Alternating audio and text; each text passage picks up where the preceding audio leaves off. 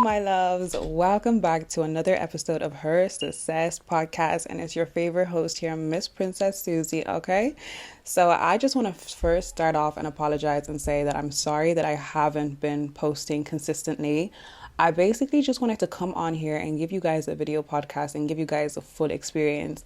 It's one thing that you guys could hear me, but I think seeing me would, give you guys more of an experience where you can relate because you can see my facial expressions. You just know what's going on more. But I do appreciate everyone who has been tuning in even without having that, full video experience.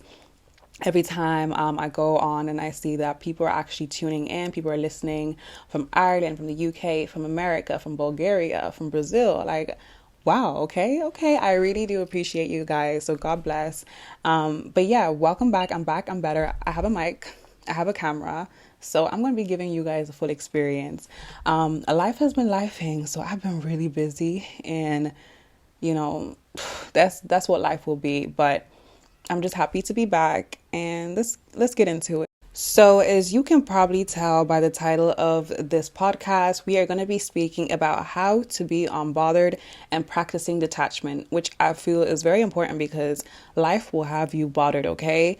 And I think, I'm a person where things get to me, but it's just not worth it sometimes. It takes so much energy, it takes so much stress, and sometimes letting go is easier than holding on. So a few things to remember in being unbothered. My 4 tips in being unbothered would be: 1, just know that, you can't change people. You can't control a person. People will do what they want to do at the end of the day. The only person you are in control of is yourself. So if you can't change the person, change the person. Another tip I would give is to live in the moment. Sometimes I think we're so set on planning for the future, which life is always about thinking ahead. But sometimes you actually have to stay in the moment and live in the future and enjoy it for what it is. And that way, you're not always fussing about what if, just enjoy the now. Another tip I would give is, always expect disappointment. If you expect disappointment and then you end up disappointment, you expected it. Whereas if you always hold people to a high value or you always hold things to a high value and then you get disappointed, it's going to feel like the world comes crushing down. But if you just honestly expect disappointment, then disappointment is going to happen. The fourth tip that I would give is, things are temporary. Nothing lasts forever. Us humans, we have expiry date. Food has an expiry date. Roses die. Things don't last forever. So if the moment you accept that things are temporary, the easier it would be when someone disappoints you or something disappoints you, because not everything is supposed to be there forever. Everything actually has a season and a point of time. So once you have these things in mind, it makes it easier to detach and it makes it easier to not be so bothered about a situation or a person. So let's get into what we can actually do to start detaching and becoming unbothered and not giving a flying F. So it's one thing to say that you want to detach, but how do you actually go about it? So I would say is identify why you think you need to detach. What really helps me in this case is maybe writing a list of pros and cons. Now, if that cons list is looking longer than the pros list, then you know that you gotta let that go, okay? But yeah, no, on a serious note, like if that cons list is looking longer than the pros, then okay, this is the reason why I no longer want to partake in this or whatever the case may be. And allow yourself to go through the emotions. I feel like, your mental health is important. And I think the best way to deal with your mental health is allowing yourself to feel things and allow yourself to be upset if you want to be upset. Allow yourself to isolate and just, be away from people if that's what you need to do, or be with people. People like to rejuvenate or feel better, different ways. People are extroverts, people are introverts, whatever works for you. What works for me is I like to be by myself. Any slight inconvenience, sorry, everybody else gotta go. I am dealing with this on my allow yourself to be upset, write a list, and if that cons list is long, then I'm so sorry, guys. I'm so unserious. Another thing that you could do to learn to detach is accepting that there is no such thing as closure, depending on, the circumstance. But more time, I feel like there's actually no such thing as closure. If there's been disrespect in the situation and if a person doesn't feel, that you're important enough to communicate why and such happened, then you honestly have to take that closure for yourself. I've had to learn that the hard way, and sometimes I've gone with the it is what it is route. That is my closure. It is what it is.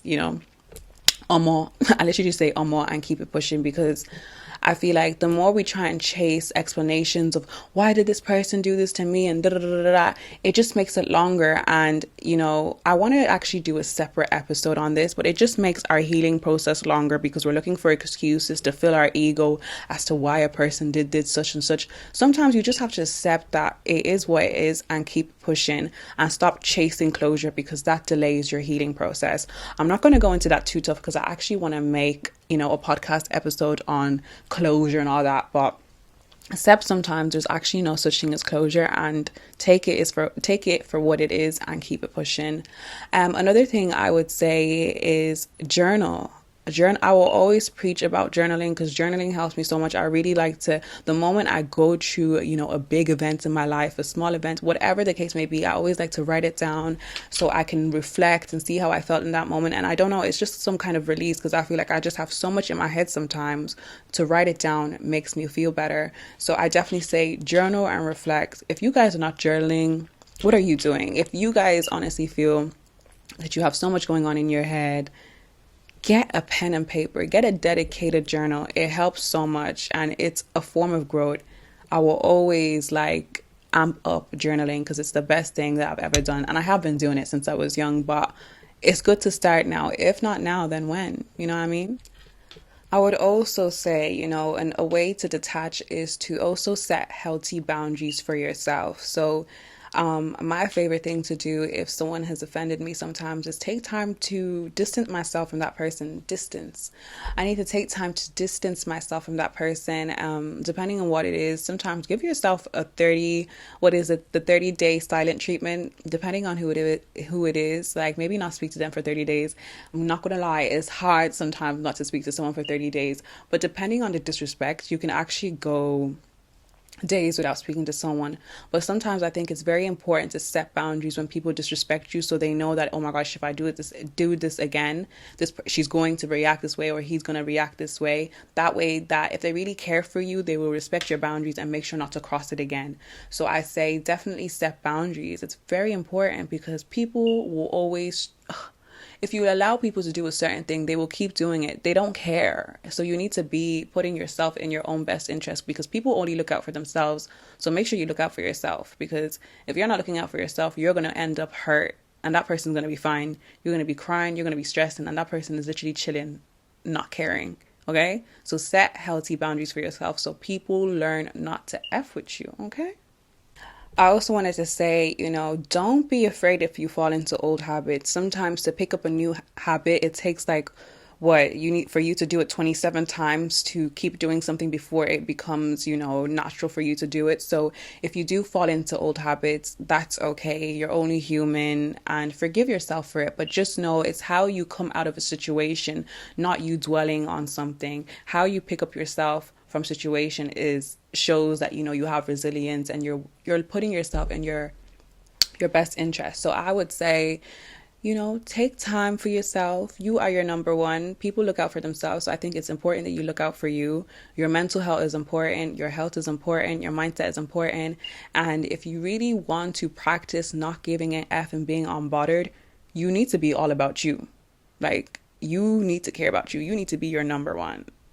And I would say take time, do not speak to whoever, or do not partake in whatever you're trying to detach from. And if you do sometimes slip up, it happens. Forgive yourself and keep going on your journey of detachment. Something that makes you happy, do something that you can pass time doing. Pick up a hobby, for me, that is like gym. I haven't been going to gym in a long time, but I do home workouts. That is gym. I like to just put on music and dance. That is if it's not sleeping, that is my release. Just to do something that makes me happy and makes me just feel like no one matters right now but me. So whatever that is for you, find it and do it. That way it just makes you not think about whatever is stressing you too tough. And it works. It really does. And I would advise it because it works for me. Hopefully it can work for you. So we're talking about detachment, but how do we even know if we are attached to begin with? So the signs for me is like you feel vulnerable around that person. You feel like, sometimes you feel like you can be yourself, and sometimes you feel like you can't fully be yourself. It's kind of weird. It depends on the relationship, but you just feel vulnerable. Sometimes you feel like you are giving more than you are getting back, and it just is like it's hard because you care.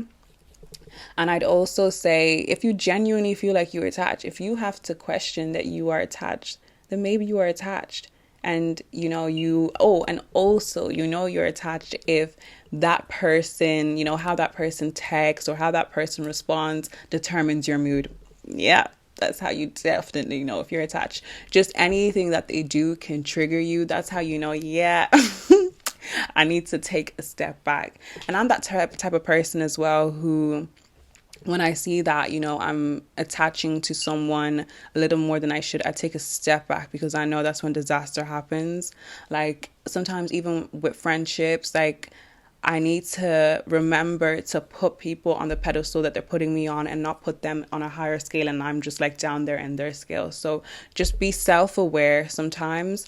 And you'll know if you're attached if sometimes you're doing more than what you're getting back and you just feel vulnerable and you feel like you can be yourself, but sometimes you feel like you can't be yourself. So if you are having to question, am I attached? Then you're attached. And if that person can have an effect on your mood, 100% you are attached. Okay, I can tell you that for free. You don't need to go to a therapist to hear that. I'll tell you for free. Okay. So I did mention it briefly, but in order for you to, sometimes understand if, it's easy for you to detach, some people have it harder to detach and some people have it easier to detach. And this comes down to your attachment styles. So studying psychology, I know that there's 4 different attachment styles. There is secure, there's anxious, there's avoidant, and there's disorganized.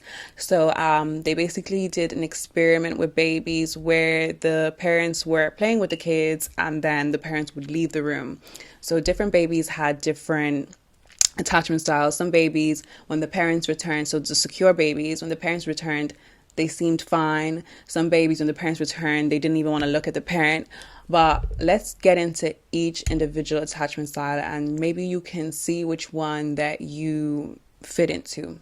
So people with a secure attachment style, their parents met their needs emotionally and physically. So how this transcends into their future relationships is that they're able to communicate effectively. They don't really have trust issues. Like everything for the most part is healthy because they have that healthy love. So they know how to give that healthy love back and they know when they're not getting that healthy love. So with avoidant attachment styles, your parents were there, but they kind of left you to fend for yourself.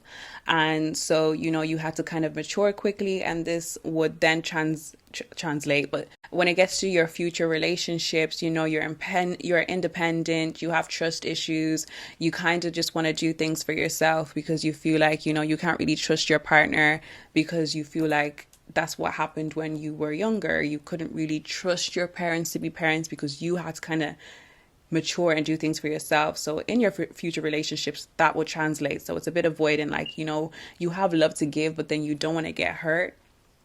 I would say I kind of translate to that. But anyway, so people with this avoidant attachment style usually like to spend most of their time alone. They feel like if they let people in that they're going to get hurt. They also feel like they have to have people at arm's length because they might expect disappointment. And this is also in friendships, not just, romantic relationships. So if you have this, then you have an avoidant attachment style. And I feel like with people with this attachment style, sometimes it is easier for them to detach because they kind of expected it to happen. It may be hard, but it is easier than someone who probably has a disorganized attachment style. Now, for someone with an anxious attachment style, their needs were completely neglected and abuse probably more than likely took place in the household when they were younger, and how this would now come about when they're older is that they have a low self-esteem. They don't feel like they're worth being loved, and they're clingy. They probably have so much love to give, and they don't know when they don't know when someone is being genuine with them. So these people may be in abusive relationships because they feel like that is a form of love, but it's not really. And it's sad because I've seen people in relationships like that where they deserve so much better and they're getting the bare minimum and they're getting something that is so rubbish, but they are just happy to be there. And that's because, when they were younger, parents or whoever who is supposed to be giving them the most love didn't give them that. So when they grow older, they don't know what it's like to truly love themselves. And I think that's why it's important to love yourself, because when you love yourself, you know what you deserve. But these people, clearly, they don't love themselves as much because someone hasn't loved them to know what love is. So they would be clingy and they would be insecure, but they would still want to be there because at least they are getting some sort of affection or attention. So the last attachment style is disorganized, and these people more than likely had abuse, maybe physical, sexual, just any form of abuse when they were growing up. And when they grow up, they start to self-harm, maybe drug abuse. They don't know what love really is because they just don't trust anyone. I think they're more avoidant and trust issues amped up. And yeah, it's bad. But these people literally will grow up sometimes, which is so sad, killing themselves because the abuse that they endured during childhood, it still plays a part on their life as they get older. So that's why I think loving your children, when a child is born, their environment is everything, and it shapes you to become who you are when you're older. Your childhood just doesn't disappear. So knowing your attachment style will really help you in engaging in future relationships. So if you had any of the last three, anxious, avoidant, or disorganized, I think it's very important to go to therapy sometimes, because you can just explain that to someone and you can get some help and learn to love you. And so if you do, I'm sure you would, want to get in a relationship and just even your friendships, it will just help you become better and have a healthier life, which I think is important. And so when you do have children, you can give them what you didn't have. So I think therapy is important sometimes, and a lot of people are scared to do it, but I think it will help. So my advice to you guys, if you are trying to detach from something or someone, is just know that there is always something better. If you are looking at a situation right now and you're thinking, oh my gosh, it's not going to get better than this, it is. And if you're young, you haven't even met the person that is going to give you the utmost love. Like, you haven't even had your best years yet. So don't dwell in a situation that's not serving you or it's shit because you think that you're not going to get better. You will. Okay?